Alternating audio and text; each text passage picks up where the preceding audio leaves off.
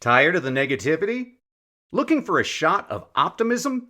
Well, I have an inspiring story to make you smile right after this. This episode of Misfits and Crackpots is brought to you by the Well-Crafted Story Workshop. Struggling to connect with your audience and attract new clients? Transform your speaking skills at the Well-Crafted Story Workshop with Coach Jimmy Hayes Nelson and yours truly, Dr. Danny Brissell. In just 2 days, master the art of crafting compelling speeches that convert listeners into clients. Whether in-person or virtual, you'll get personalized attention in an intimate group, learning not just from expert coaches, but from fellow entrepreneurs. Don't let another opportunity slip away. Get your free story blueprint today at wellcraftedstoryworkshop.com and turn your story into your most powerful business tool. Your success starts here. Visit wellcraftedstoryworkshop.com now. You're just a well-crafted story away from 7 figures. Hello there, my friend, and welcome to Misfits and Crackpots, short, inspiring stories for busy people. I'm Dr. Danny Brissell. This is a podcast for those interested in extraordinary stories about ordinary people and companies. Consider it your dose of positivity and inspiration for the week. Eleanor Roosevelt said, "You must do the thing you think you cannot do." This week's success strategy: just do it. The best time to plant a tree was 20 years ago, says a Chinese proverb. The second best time is now. In the remote corners of northeastern India, where the Brahmaputra River weaves its way through the landscape, lies Majuli Island. No ordinary landform. Majuli Island is the world's largest river island. Since the 8th century, it is also home to one of the state of Assam's original Aboriginal communities, the Mishing. The Mishing are deeply connected to the river and its many moods, living a life intertwined with the natural world. Their expertise in boat making and fishing is a testament to their deep understanding of the Brahmaputra, a river that both gives life and takes it away. Agriculture, however, has been the bedrock of their existence. For over 1,000 years, the Mishing have cultivated the land, relying on the fertile soil deposited by the river's floods to grow their crops. The very waters that sustain them, however, also posed a relentless threat. Erosion, flooding, and the unpredictable shifts of the river's course have always been a part of life on Majuli. Yet, as the years passed, these natural forces became increasingly severe, threatening the very survival of the island and its people. That's where Malai stepped in. Young Jadav Payeng, a Mishing nicknamed Malai, grew up on the island. The son of a poor buffalo trader, 16-year-old Malai stumbled upon a horrific sight one day in 1979, something that would change the course of his life and countless others. The river, in one of its many destructive moods, had left behind a trail of devastation. Hundreds of snakes lay dead on the sandbars, their lives claimed by the extreme heat after the river had receded. The once vibrant ecosystem seemed to be dying, and with it, the ways of Malai's people and a part of his soul. The increased frequency of monsoons and subsequent flooding had not only eroded the land, but also the hope of those who lived on it.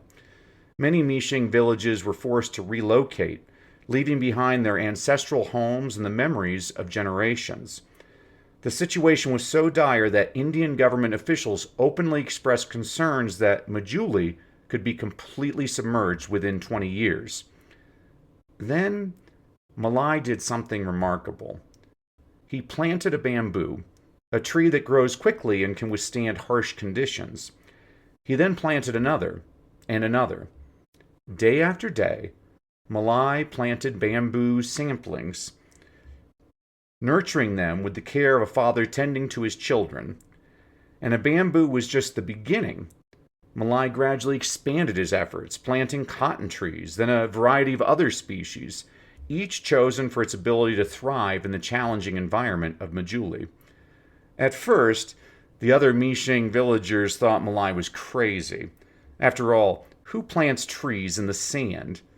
The land seemed hopelessly barren, a place where nothing could possibly grow. But while many of the other Mishing villagers laughed at him, the humble farmer was undeterred. He kept planting trees. In fact, he has planted trees daily for over 40 years. Mother Nature is a wondrous thing. See, Malai understood something that many others did not, that nature, when given even the slightest chance, has an incredible capacity for resilience. Though he had very little formal schooling as a child, Malai had learned that when you plant trees, they have to seed. And once they seed, the wind takes over, planting seeds everywhere.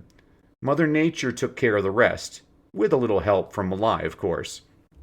As the trees began to grow, Malai's vision of a forest on Majuli slowly started to take shape. The trees provided shade and stability, their roots holding the soil together, preventing further erosion. Over time, grasses and shrubs began to sprout beneath the canopy, and the first signs of a recovering ecosystem emerged.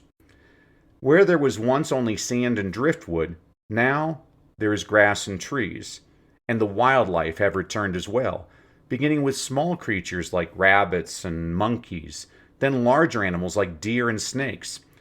Birds returned in droves, including a significant number of vultures, a species that thrives in healthy ecosystems. The forest Malai planted became a haven for endangered species, including the Bengal tiger and the one-horned rhinoceros. The transformation was nothing short of miraculous. A barren, lifeless land had been reborn as a thriving ecosystem teeming with life. The elephants are what captured the government's attention. In 2008, nearly 3 decades after Malai had planted his first sapling, the Indian government discovered what Malai had created. Drawn by the rich foliage and abundant resources of the newly formed forest, a herd of over 100 wild elephants strayed into the area. The presence of these majestic creatures was a clear sign that the ecosystem Malai had nurtured was not only thriving, but was now a crucial part of the region's environmental balance. The forest, which today sprawls over 1,300 acres, is twice the size of Central Park in New York City. It has grown into something extraordinary that no one could have predicted. It stands as a testament to the power of one individual's dedication and perseverance. Recognizing Malai's tireless efforts to restore and protect the environment, the Indian government honored him in 2015 with the Padma Shri, the country's highest civilian award. And the forest he created now bears his name, Malai Forest, a fitting tribute to a man who refused to give up, even when the odds seemed insurmountable. But for Malai, the greatest reward was not the recognition, but the knowledge that he had made a difference, that he had helped to save his island and its people from certain destruction. And though the humble farmer is older, he still intends to keep making a difference as he dreams of expanding his forest by another 5,000 acres. His dedication to the environment is unwavering, and his story continues to inspire new generations of environmentalists, conservationists, and ordinary people who want to make a difference. Edward Everett Hale once said, "I am only one, but I am one. I cannot do everything, but I can do something, and I will not let what I cannot do interfere with what I can do." Malai Payeng embodies this sentiment, as the lesson of his life is simple yet profound. The time to act is now. Whether it is planting a tree, cleaning up a river, or simply making more sustainable choices in our daily lives, each of us has the power to contribute to the health of our planet. And as Malai Payeng has shown us, even the smallest actions can have a lasting impact. In a world that often seems overwhelmed by environmental challenges, Malai's forest proves that the actions of one individual, no matter how small, can create a ripple effect that changes the world. See, friend, inspiration is all around us. You just have to look for it. Thanks for listening. Join me next week for another inspiring story about misfits and crackpots. Misfits and Crackpots is a production of Success Media, produced by Terrence Wishner. Sound effects by Alessandro Lucati, courtesy of Pixabay. Thank you for tuning in. If you love today's story, there's so much more to explore in the book Misfits and Crackpots by yours truly, Dr. Danny Brissell. Grab your copy now on Amazon and dive deeper into the extraordinary lives of those who dared to change the world. Don't forget to subscribe, leave a review, and share the podcast with fellow misfits who love inspiring stories. See you next time.